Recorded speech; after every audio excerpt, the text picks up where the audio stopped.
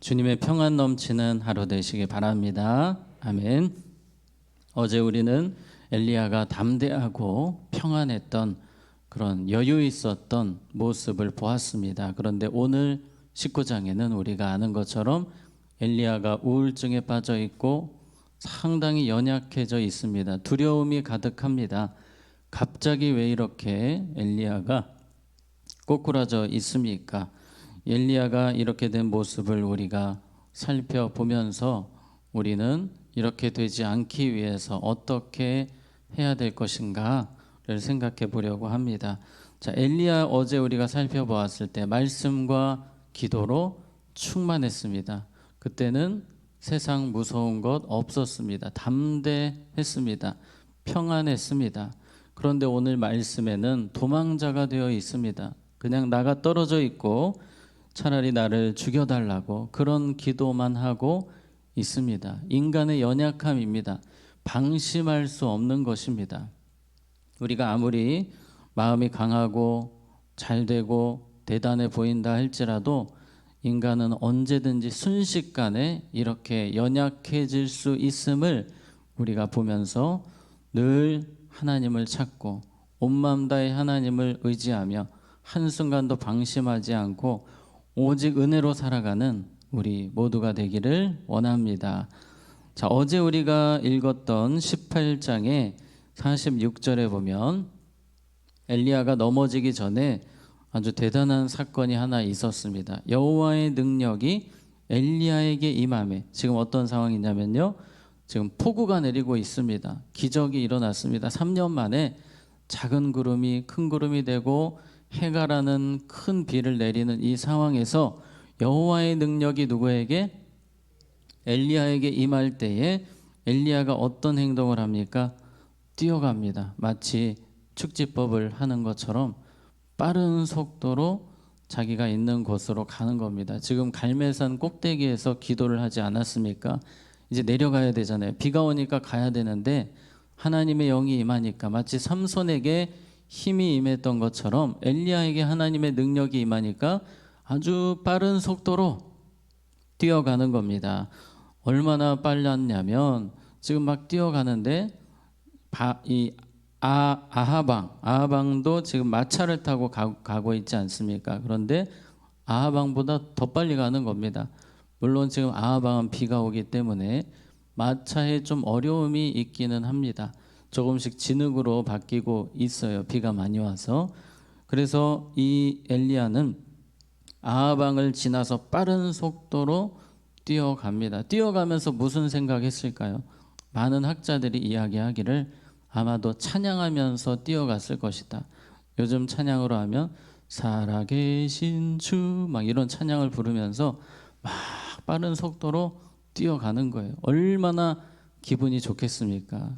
문제는 지금 기분도 좋고 하나님께 영광은 돌리는데 엘리야 스스로 생각하기를 다 이루었다라고 생각을 하는 거예요. 아직도 싸워야 될 일이 있습니다. 아직도 작은 싸움들이 남아 있어요. 그런데 엘리야가 지금 너무 업이 돼가지고 너무 신이 나가지고 무엇보다 지금 아하방을 앞질러 가고 있지 않습니까? 그동안 기세등등했던 아하방이 이제는 그냥 고개를 푹 숙이고 있는 모습을 보니까 다 끝났다. 이제 다 이루었다. 이 김칫국을 마신 겁니다. 아직은 마실 때가 아니거든요. 근데 너무 앞서가요. 엘리야가 여기서 너무 앞서간 부분이 이제 문제가 됨을 보게 됩니다. 자, 열왕기상 19장 2절에 보면 이세벨이 사신을 엘리야에게 보내어 이르되 내가 내일 이맘때에는 반드시 내 생명, 엘리야의 생명을 저 사람들 중, 바알 선지자들이 다 죽었잖아요. 그 사람들 중 한 사람의 생명과 같게 하리라. 그렇게 하지 아니하면 신들이 내게 벌 위에 벌을 내림이 마땅하니라 한지라. 협박 편지를 보냅니다. 근데 사실은 겁주기용이었어요. 겁주기. 지금 이세벨도 사실은 살짝 겁먹었습니다. 이렇게라도 해야 살 것 같았는지 아주 강하게 엄포를 놓습니다. 협박 편지를 보내는데 이 부분에 대해서도 이제 엘리야가 싸워야 됩니다. 다시 일어나서 여전히 이세벨이 살아있기 때문에 지금 아합 왕은 좀 많이 죽었거든요.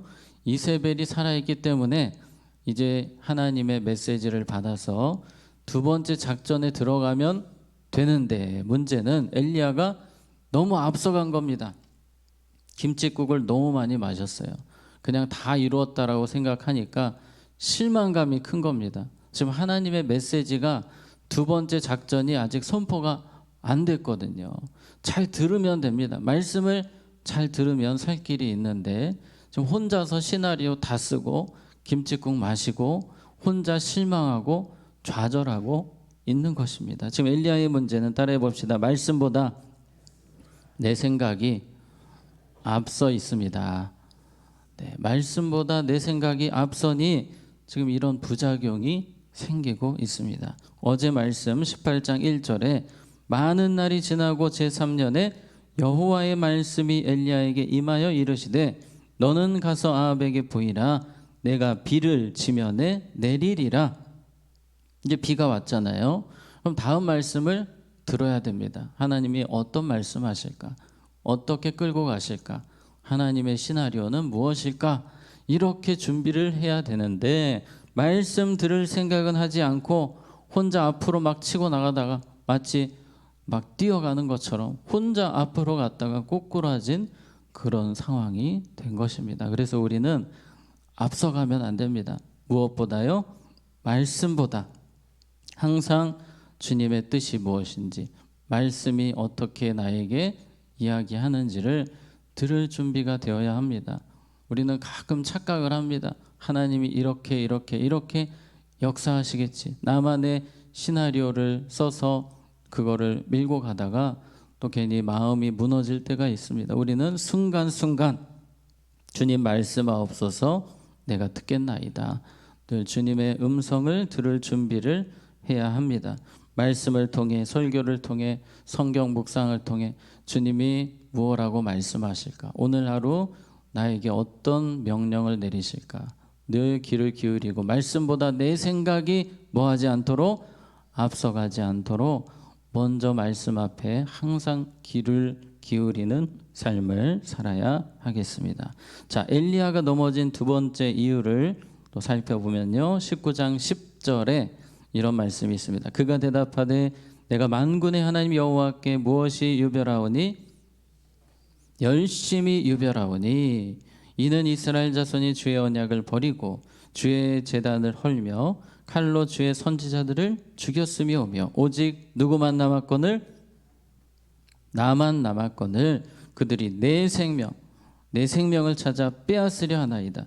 자, 오늘 19장 10절에 엘리야가 왜 넘어졌는지, 로뎀나무 아래서 그렇게 힘들게 있었는지를 보여주는 구절입니다. 자신의 그 고백을 보면은 온통 누구밖에 없습니까? 나밖에 없어요. 내가 이렇게 열심히 했고, 내가 열심히 했는데 나만 남아 있고, 이제 내 생명을 찾으려 하고, 온통 나. 하나님은 없습니다. 이 시야가 너무 좁아요. 지금 엘리야의 시야가 다른 걸 못 보면 딱 자기가 한 일밖에 못 보는 거예요. 지금까지 하나님 어떤 일을 하셨습니까? 850대 1로 이기게 해주셨고, 그리시네가에서 사람들 다 죽어가는데 하나님께서 까마귀를 통해서 아침으로 저녁으로 먹을 것을 주시고, 또 사르밧 과부를 만나서 또 도움을 받게 하시고, 순간순간 하나님의 역사가 얼마나 많았습니까? 그런데 엘리야는 누구만 봅니까? 나만 보는 거예요. 내가 이렇게 고생했는데 이게 뭐고, 왜 나는 이렇게 죽어야 되고, 온통 시야가 1인칭 시야입니다. 그냥 자기 하는 것밖에 못 봐요. 우리는 하나님이 일하고 계심을 봐야 될 줄로 믿습니다.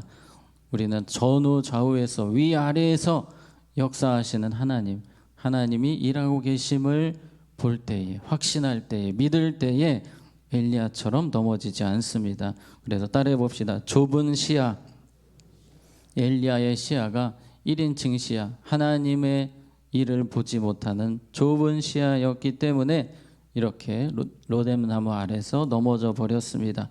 자, 19장 10절 다시 봅니다. 그가 대답하되 내가 만군의 하나님 여호와께 열심히 유별하오니 이는 이스라엘 자손이 주의 언약을 버리고 주의 제단을 헐며 칼로 주의 선지자들을 죽였음이오며 오직 나만 남았거늘 그들이 내 생명을 찾아 빼앗으려 하나이다. 여기서 엘리야는 어떻게 바뀌어야 됩니까? 우리 이렇게 그대로 띄워주시고요. 그가 대답하되 내가 만군의 하나님 여호와께 열심히 유별하오니, 이걸 어떻게 바꿔야 되냐면 하나님의 은혜로 열심히 달려왔습니다. 이렇게 붙여야 돼요. 근데 자기밖에 없어요. 이는 이스라엘 자손이 주의 언약을 버리고 주의 제단을 헐며 칼로 주의 선지자들을 죽였음이오며 오직 나만 남았거늘이 아니라 오직 주님이 함께 하심으로 그들이 내 생명을 찾아 빼앗으려 하지만 나는 안전합니다. 자꾸 하나님을 이야기해야 됩니다. 하나님의 일하심을 묵상을 하고 고백을 해야 되는데 온통 자기 이야기만 하니까 원망과 불평만 남는 것입니다. 우리는 항상 매사에 하나님의 일하심을 먼저 생각하고 하나님이 일하셔서 감사합니다. 하나님이 도와주실 줄 믿습니다. 우리 그러한 고백으로 살아야 될 줄로 믿습니다. 자, 계속해서 우리 4절 말씀 보시면 자기 자신은 광야로 들어가 하룻길쯤 가서 한 로뎀나무 아래 앉아서 자기가 죽기를 원하여 이르되 여호와여 넉넉하오니 지금 내 생명을 거두시옵소서. 나는 내 조상들보다 뭐하지 못하나이다? 낫지 못하나이다. 그렇지 않습니다. 엘리야는 얼마나 위대한 사역을 지금까지 했습니까? 그런데 자신을 정말 연약한 자로, 세상에서 가장 못난 사람으로 보고 있습니다. 엘리야는 여기서 그럼에도 불구하고 저는 하나님이 사용하시면, 하나님이 함께 하시면 위대한 도구가 될 줄로 믿습니다. 이렇게 고백을 해야 되는데 자꾸 내가 이렇게 못났고 나는 안 되고, 메뚜기 증후군이라고 합니다. 광야에서 이스라엘 백성들이 스스로 뭐라고 합니까? 메뚜기 같다고 합니다. 메뚜기. 가나안 사람 앞에 가면 우리는 메뚜기 같은 존재입니다. 지금 엘리야가 딱 그런 형편입니다. 민수기 13장 33절에 보면 거기서 네피림 후손인 아낙 자손의 거인들을 보았나니 우리는 스스로 보기에도 뭐 같으니? 메뚜기 같으니 그들이 보기에도 그와 같았을 것이니이다. 우리가 살다 보면 사탄 마귀가 우리를 계속 너가 뭘 하냐, 네가 뭘 한다고 앞에서 그러냐, 우리를 계속 작아지게 만듭니다. 따라해 봅시다. 하나님이 함께 하시면 무엇이든 할 수 있습니다.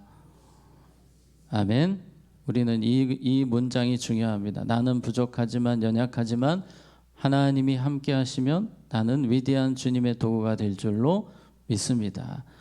우리가 11월 3일 전체 출석주일을 앞두고 용기 있게 전도도 해야 되고 초청도 해야 하는데 마음속에서 사탄이 주는 마음은 너 같은 게 무슨 전도를 하냐라는 생각이 들어요. 그러나 하나님이 함께 하시면 우리는 위대한 전도자가 될 줄로 믿습니다. 여러분의 삶에서 누군가를 전도할 때에 여러분이 하나님의 위대한 도구라는 사실을 늘 기억하시기 바랍니다. 하나님이 함께 하시면. 민수기 14장 9절에 보면 같이 읽습니다. 시작. 다만 여호와를 거역하지는 말라. 또 그 땅 백성을 두려워하지 말라.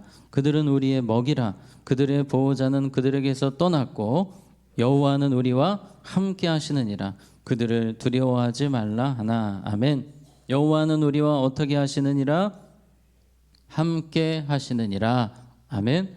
여러분, 이 고백이 너무 중요합니다. 엘리야에게 이 고백이 사라지니까 세상에서 가장 나약한 사람이 되었습니다. 하나님이 함께 하시면 오늘도 나는 능력 있게 살 수 있습니다. 하나님이 함께 하시면 나는 위대한 기도자, 전도자, 주님의 도구가 될 줄로 믿습니다. 우리 자녀들을 축복할 때에도 하나님이 함께 하시면 우리 자녀들이 지금은 부족하지만 연약하지만 위대한 주의 일꾼 될 줄로 믿습니다. 이 고백으로 살아가는 오늘 하루 되시기 바랍니다. 엘리야의 모습 우리가 정리해 보면 너무 앞서갔습니다. 말씀보다 생각이 앞서간 것이 문제였고요. 자신밖에 보지 못하는 좁은 시야, 하나님의 일하심을 볼 수 있는 넓은 시야가 필요했습니다. 하나님이 함께 하시면 일하는 믿음이 필요했습니다. 이렇게 이러한 믿음으로 살아가는 엘리야와 같은 모습이 아니라 그 반대로 살아가는 우리 모두가 되기를 주님의 이름으로 축복합니다. 아멘. 기도하겠습니다. 하나님 아버지, 우리도 엘리야처럼 연약할 때 많습니다. 넘어질 때 있습니다. 성령님의 도우심이 너무나 필요합니다. 모든 삶의 순간에 우리 주님 우리를 강하게 붙들어 주시옵소서. 말씀보다 내 생각이 앞서지 않게 하시고 순간순간 내가 하는 것이 아니라 하나님이 일하심을 볼 수 있는 넓은 시야를 주시옵소서. 하나님이 함께 하시면 나는 부족하지만 하나님이 도와주시면 능히 할 수 있다는 믿음을 더하여 주시옵소서. 특별히 우리 사랑하는 자녀들에게 그러한 믿음을 허락하여 주시옵소서. 오늘 반주로 섬기시는 늘 섬기시는 우리 집사님 가정 축복하시고 하나님을 뜨겁게 사랑하며 또 주님이 존귀하게 사용하시는 귀한 가정 되게 하시고 성령 충만함을 온 가족에게 부어 주시옵소서. 예수님의 이름으로 기도하옵나이다. 아멘.